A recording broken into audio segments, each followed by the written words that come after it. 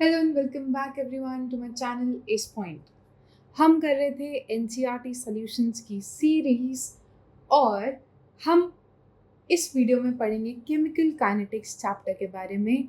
हम देख रहे थे एक एक क्वेश्चन का इन डिटेल एक्सप्लेनेशन, स्पेशली हमारे न्यूमेरिकल्स, क्योंकि नीट के पॉइंट ऑफ व्यू से और बोर्ड के पॉइंट ऑफ व्यू से एनसीईआरटी के क्वेश्चंस बहुत ज़्यादा इंपॉर्टेंट हैं, बहुत बहुत ज़्यादा इंपॉर्टेंट रहते हैं। ठीक है, मेरा नाम है गुंजन और मैंने अपनी पोस्ट ग्रेजुएशन आईआईटी मद्रास से की है। इस वीडियो में हम पढ़ेंगे केमिकल काइनेटिक्स चैप्टर के बैक एक्सरसाइजेस के क्वेश्चंस को। चलिए बिना देरी के शुरू करते हैं, देखते हैं हमारा पहला क्वेश्चन। तो पहला क्वेश्चन कह रहा है, from the rate expression for the following determine there order of reaction and dimensions of the rate constants. ठीक है, तो ऑर्डर ऑफ रिएक्शन तो हम सीधा जो भी रेट लॉ में ऊपर कॉन्सेंट्रेशन के ऊपर लिखा होता है ना, उससे निकाल सकते हैं। तो पहले केस में ऑर्डर ऑफ रिएक्शन कितना हो गया, 2। सेकेंड केस में H2O2 की पावर कितनी है, 1। I माइनस की पावर भी कितनी है, 1। तो ओवरऑल ऑर्डर ऑफ रिएक्शन कितना हो जाएगा, 2। तो हम साथ साथ लिखते रहते हैं। फर्स्ट केस में ऑर्डर कितना हुआ, 2। सेकेंड में ऑर्डर कितना हुआ, ये भी 2। ठीक है, क्योंकि H2O2 की भी पावर 1 है और I माइनस की भी पावर 1 है। थर्ड केस में ऑर्डर हो गया 3/2। क्यों, क्योंकि वहां पर यहाँ पर देखो 3/2 दिया हुआ है ना। और फोर्थ केस में ऑर्डर हो गया 1। क्यों, क्योंकि यहाँ पर C2H5Cl की पावर कितनी दे रखी है, 1। ठीक है, अब साथ ही साथ हमें बताना है dimensions of rate constants. Dimensions का मतलब है कि रेट कांस्टेंट्स की यूनिट्स क्या होंगे। तो हमें पता है के जो यूनिट्स होते हैं, जनरल जो यूनिट्स होते हैं, वो होता है अपनी कॉन्सेंट्रेशन की पावर 1 माइनस n, जहाँ n ऑर्डर है, और टाइम इनवर्स या फिर सेकेंड इनवर्स। तो अगर हम फर्स्ट केस में देखें तो इस फॉर्मूले के हिसाब से फर्स्ट केस में के यूनिट्स क्या हो जाएंगे, के यूनिट्स हो जाएंगे कॉन्सेंट्रेशन की पावर 1 माइनस 2 यानी कि -1 सेकेंड इनवर्स। ठीक है, और कॉन्सेंट्रेशन को किसके टर्म्स में लिख सकते हो, मोल पर लीटर के टर्म्स में। और सेकेंड में भी ऑर्डर सेम रहेगा, तो कॉन्सेंट्रेशन की जगह ना मैं मोल पर लीटर ले रही हूँ, तो मोल की पावर -1 लीटर 1 सेकेंड इनवर्स। ठीक है, थर्ड में के यूनिट्स क्या हो जाएंगे, कॉन्सेंट्रेशन की पावर 1 माइनस 3/2 यानी कि -1/2 सेकेंड इनवर्स। और फाइनली लास्ट केस में कॉन्सेंट्रेशन की पावर 1 माइनस 1 यानी कि 0 सेकेंड इनवर्स या फिर खाली सेकेंड इनवर्स। ठीक है, चलिए नेक्स्ट क्वेश्चन देखते हैं। नेक्स्ट क्वेश्चन कह रहा है, for the reaction 2A + B gives A to B, rate law दे दिया, के कॉन्सेंट्रेशन ऑफ A और B का स्क्वायर, के की वैल्यू दे दी, calculate the initial rate of reaction when A is 0.1 and B is 0.2। ठीक है, तो इनिशियल रेट कैसे निकालेंगे हम, इनिशियल रेट बराबर होगा के times concentration of A into concentration of B का स्क्वायर। और क्योंकि इनिशियल रेट है तो यहाँ पर इनिशियल कॉन्सेंट्रेशन आएगी कि नहीं आएगी। ठीक है, तो के इंटू इनिशियल कॉन्सेंट्रेशन ऑफ ए कितनी, 0.1, इनिशियल कॉन्सेंट्रेशन ऑफ बी कितनी, 0.2, और उसका क्या करना है, स्क्वायर। के की वैल्यू है 2 इंटू 10 की पावर -6, 0.1 को लिख सकते हैं हम 10 की पावर -1, 0.2 को लिख सकते हैं हम 2 इंटू 10 की पावर -1 और उसका स्क्वायर, तो ये हो जाएगा 4 इंटू 10 की पावर -2। तो ये आ जाएगा 8, 4 2 8 इंटू 10 की पावर -6 -7 -9। तो आंसर क्या हुआ हमारा, 8 इंटू 10 की पावर -9 हो गया हमारा इनिशियल रेट। अब बोल रहे calculate the rate of reaction after A is reduce to 0.06 mole per litre.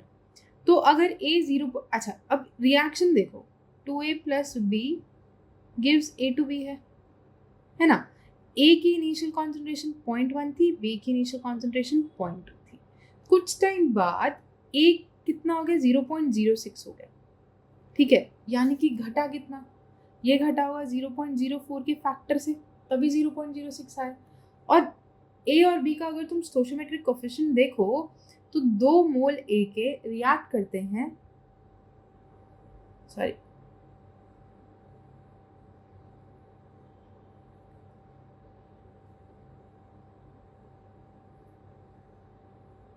हाँ, तो ए का अगर स्टोइचियोमेट्रिक कोफिशिएंट देखो तो 2 मोल ए के रिएक्ट करते हैं 1 मोल बी के साथ। तो 0.04 मोल ए कितने के साथ रिएक्ट करेगा? -0.02 मोल बी के साथ। यानी कि बी का अमाउंट अब रिएक्शन में कितना बच गया? 0.2 माइनस 0.02 यानी कि 0.18। अब इस टाइम पे वो रेट ऑफ रिएक्शन पूछ रहा है, तो इस टाइम पे रेट ऑफ रिएक्शन किसके बराबर होगा? के की वैल्यू कितनी है? 2 × 10⁻⁻6। Concentration of A 0.06, concentration of B 0.18 का स्क्वायर। और इसकी वैल्यू कैलकुलेट करोगे तो ये आएगी 3.89 × 10⁻⁻9। आई बात समझ में? तो बस यहाँ पर थोड़ा सा स्टोइचियोमेट्री का ध्यान रखना था कि भाई उसने बोला है कि ए इज रिड्यूस्ड टू 0.06, यानी कि ए की वैल्यू 0.1 से 0.06 हो गई है, यानी कि ए रिएक्ट कितना किया है? 0.04। ठीक है, और अगर जितना ए रिएक्ट करता है उसका आधा भी रिएक्ट करता है तो बी कितना रिएक्ट करा होगा? 0.02। ठीक, चलिए नेक्स्ट क्वेश्चन देखते हैं। नेक्स्ट क्वेश्चन कह रहा है the decomposition of ammonia and platinum surface is zero order reaction. ठीक है, तो पहले हम डिकम्पोजिशन ऑफ अमोनिया की रिएक्शन लिख देते हैं। अमोनिया टूटेगा, क्या देगा? N2 + H2। 2 अमोनिया टूट के N2 + 3H2 देगा। ठीक है, अब what are the rates of production of N2 and H2, यानी कि हमें निकालना है dN2/dt की वैल्यू कितनी और dH2/dt की वैल्यू, इन दोनों की वैल्यू निकालनी है। ठीक है, अब हमें रेट कांस्टेंट दिया हुआ है और हमें बताया हुआ है कि ऑर्डर ऑफ रिएक्शन कितना है? 0। तो देखो हमें पता है रेट ऑफ रिएक्शन ROR क्या है? सिर्फ क्या आएगा, क्यों? क्योंकि ऑर्डर ऑफ रिएक्शन कितना है? 0। अब नेक्स्ट रेट ऑफ रिएक्शन को कैसे लिख सकते हो? dN2/dt भी लिख सकते हो रेट ऑफ रिएक्शन को, या फिर +1/3 dH2/dt भी लिख सकते हो, और ये दोनों किसके बराबर होंगे? के। तो rate of production of N2 यानी कि dN2/dt तो सीधा सीधा के बराबर आ गया, कितना? 2.5 × 10⁻⁻4। ऐसे ही dH2/dt अगर आप देखोगे तो वो किसके बराबर आएगा? 3 टाइम्स के, या फिर 3 ×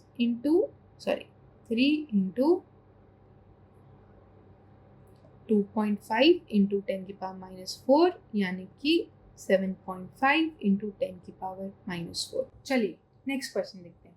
नेक्स्ट क्वेश्चन कह रहा है the decomposition of dimethyl ether leads to the formation of CH4H2 and CO and the reaction rate is given by rate is equal to CH3OCH3 की पावर 3/2।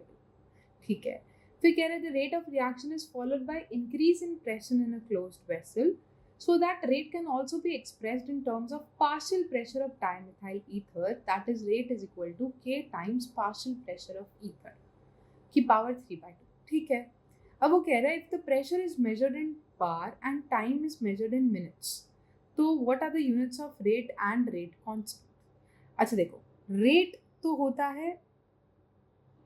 होता है कि कितना प्रेशर रिएक्टेंट्स का घटा या कितना प्रेशर प्रोडक्ट्स का बढ़ा विद द टाइम। ठीक है, तो रेट, या फिर आप कॉन्सेंट्रेशन के टर्म्स में लिखोगे तो कितनी रिएक्टेंट्स की कॉन्सेंट्रेशन घटी विद टाइम, जितनी जल्दी घटेगी उतना ज़्यादा रेट होगा। या फिर प्रोडक्ट्स के टर्म्स में बोलो तो कितनी प्रोडक्ट्स की कॉन्सेंट्रेशन बढ़ेगी विद द टाइम, है ना? तो कॉन्सेंट्रेशन अपॉन टाइम हो गया, या फिर प्रेशर अपॉन टाइम। तो रेट के यूनिट्स तो क्या हो गए हमारे? बार, क्योंकि हम प्रेशर ले रहे हैं, और टाइम को हम किस में ले रहे हैं? मिनट में, तो बार मिनट इनवर्स। ठीक है, अब यूनिट्स ऑफ रेट कांस्टेंट निकालना है। रेट कांस्टेंट मतलब के यूनिट्स बताने हैं, है ना? तो वो हम रेट इक्वेशन से लिख सकते हैं। रेट इक्वेशन क्या होगा? के टाइम्स प्रेशर की पावर 3/2। रेट के यूनिट्स क्या है? बार मिनट इनवर्स, है ना? के यूनिट्स क्या हो जाएंगे? डिवाइडेड बाय बार की पावर 3/2, तो ये हो जाएगा बार 1 - 3/2 मिनट इनवर्स, यानी कि बार की पावर 1 - 1.5 यानी कि -1/2 मिनट इनवर्स। ये किसके यूनिट्स हो जाएंगे? रेट कांस्टेंट के। ठीक है, नेक्स्ट क्वेश्चन देखते हैं। नेक्स्ट क्वेश्चन कह रहे हैं mention the factors the affect the rate of a chemical reaction. तो ऐसे कौन से फैक्टर्स हैं जो केमिकल रिएक्शन के रेट को अफेक्ट करते हैं। सबसे पहले तो हमने वही पढ़ा है, कॉन्सेंट्रेशन ऑफ रिएक्टेंट्स, है ना। रेट लॉ से देखा, रिएक्टेंट्स की कॉन्सेंट्रेशन पर रेट का इफेक्ट होता है, सॉरी उल्टा, रिएक्टेंट्स की कॉन्सेंट्रेशन से रेट पर इफेक्ट होता है। रेट लॉ से बता सकते हैं, जीरो ऑर्डर है तो रिएक्टेंट्स की कॉन्सेंट्रेशन कुछ मर्जी लो, रेट नहीं बदलेगा। फर्स्ट ऑर्डर है तो रिएक्टेंट्स की कॉन्सेंट्रेशन डबल करोगे, रेट ऑफ रिएक्शन डबल हो जाएगा। सेकेंड ऑर्डर है तो रिएक्टेंट्स की कॉन्सेंट्रेशन डबल करोगे तो रेट ऑफ रिएक्शन 4 टाइम्स हो जाएगा। यही तो रेट लॉ बताता है ना। तो पहले कौन सी चीज़ है, कॉन्सेंट्रेशन ऑफ रिएक्टेंट्स। दूसरी कौन सी चीज़ है जो अफेक्ट करती है, वो है टेम्परेचर। वो क्या है, टेम्परेचर। ये भी हमने पढ़ा है कि जनरली रेट ऑफ रिएक्शन बढ़ता है विद इंक्रीज इन टेम्परेचर। क्यों, क्योंकि रेट कांस्टेंट की वैल्यू बढ़ती है। k की वैल्यू आरएनएस इक्वेशन से हमने देखा था, k is equal to a e raised power minus EA by RT, है ना। ठीक है, नेक्स्ट फैक्टर है हमारा कैटलिस्ट। कैटलिस्ट भी रेट ऑफ रिएक्शन को बढ़ाता है। कैसे, एक्टिवेशन एनर्जी घटा के एक ऐसे पाथ से रिएक्शन को लेके जाता है जिसमें एक्टिवेशन एनर्जी कम। अगला और कौन सा फैक्टर है, और हमारा एक फोर्थ फैक्टर होता है सरफेस एरिया। बहुत ज़्यादा सरफेस एरिया होगा, जितना ज़्यादा रिएक्टेंट्स का सरफेस एरिया होगा या जितना ज़्यादा कैटलिस्ट का सरफेस एरिया होगा, उतनी ज़्यादा रिएक्शन की स्पीड भी तेज होगी। और नेक्स्ट वो डिपेंड करता है ऑन मॉलिक्यूल्स या फिर ऑन आइडेंटिटी ऑफ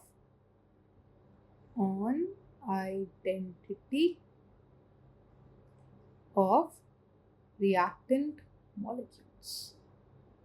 एक पर्टिकुलर रिएक्शन में कुछ रिएक्टेंट मॉलिक्यूल्स तेज रिएक्ट कर सकते हैं और उसी पर्टिकुलर रिएक्शन में कुछ रिएक्टेंट मॉलिक्यूल्स धीरे धीरे भी रिएक्ट कर सकते हैं। जैसे फॉर एग्जांपल ये ले लो, NO की कंबशन ले लो, NO gas plus O2 gas, क्या मिलेगा हमें, NO2 गैस, है ना। पर यही CO गैस की कंबशन ले लो, CO gas plus O2 gas, क्या मिलेगा हमें, CO2 गैस। NO वाली कंबशन क्या होती है, फास्ट, और CO वाली कंबशन रिएक्शन क्या है, स्लो। तो दोनों गैसेस, दोनों रिएक्शंस में डिफरेंस क्या है, सिर्फ हमारी रिएक्टेंट की आइडेंटिटी का। एक में NO है तो दूसरे में CO है ना। तो ये 5 फैक्टर्स हैं जो रेट ऑफ केमिकल रिएक्शन को अफेक्ट करते हैं। तो इस वीडियो में हमने बैक एक्सरसाइज के पहले 5 क्वेश्चंस देखे। होपफुली आपको समझ में आ गया होगा। कुछ भी डाउट है तो आप नीचे कमेंट सेक्शन में मेंशन कर सकते हैं। हम अगली वीडियो में मिलेंगे जिसमें हम नेक्स्ट 5 क्वेश्चंस को सॉल्व करेंगे। तब तक के लिए पढ़ते रहिए। Bye bye. वीडियो देखने के लिए थैंक्स। लाइक, शेयर और सब्सक्राइब मत भूलना, वरना आपका और मेरा केमिकल बॉन्ड वीक हो जाएगा। मिलते हैं नेक्स्ट वीडियो में।